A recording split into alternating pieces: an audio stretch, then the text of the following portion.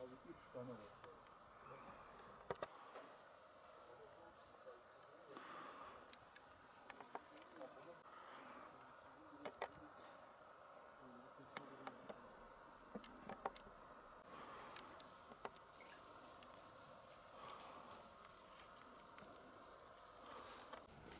Abi burası yani yapılacaktı tamam ama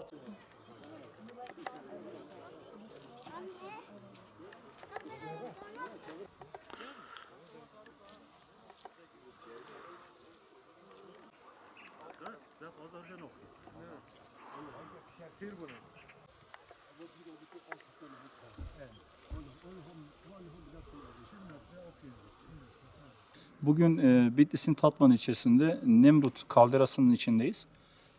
Şu anda Nemrut Kalderası'nın bağrına beton döküldü. Biz buna tepki olarak bugün buraya geldik. Ben buranın aslında bir noktasına değinmek istiyorum. Beton dökülecek alandan bahsetmek istiyorum. Burası tabiat anıtı, aynı zamanda bir turizm alanı. Birinci derecede doğal sit alanı ve aynı zamanda Ramsar alanı. Yani uluslararası öneme sahip sulak alan statüsünde bulunuyor burası. UNESCO'nun da küresel jeopark ağına dahil edilmesi için yapılan başvuru sürecinin devam ettiği bir yer. Şimdi yapılan beton dökümü kalderanın bağrına döküldüğü için bu statüyü biz kaybetmek üzereyiz. Bugün buna tepki olarak buradayız. Betonun bir an önce derhal kaldırılması gerekiyor. Buranın turizmine, buranın doğal güzelliğine, tarihi güzelliğine bir baltalama yapıldığını biz düşünüyoruz. Bir an önce yetkililerin buradan bu beton olayını kaldırmaları, buranın doğasına uygun, buranın yerleşkesine uygun ahşap olabilir ya da taş evler olabilir. Onu biz bilemeyiz. Değerlendirmeleri yetkililer yapar.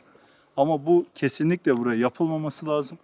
Çünkü sit alanının olduğu bir alana beton dökümü kanunun maddelerinde de zaten var.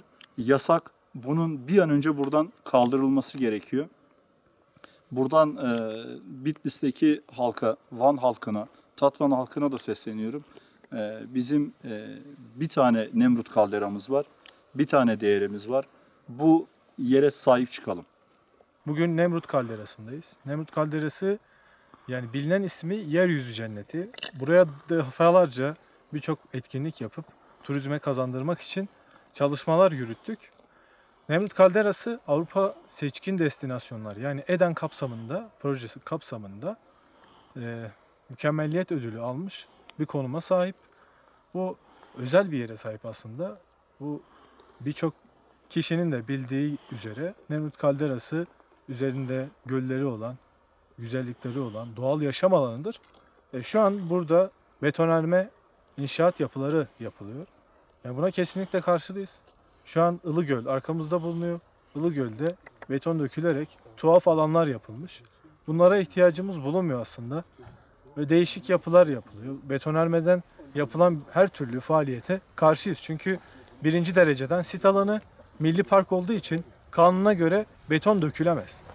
Yani milli parklara buradan seslenmek istiyoruz.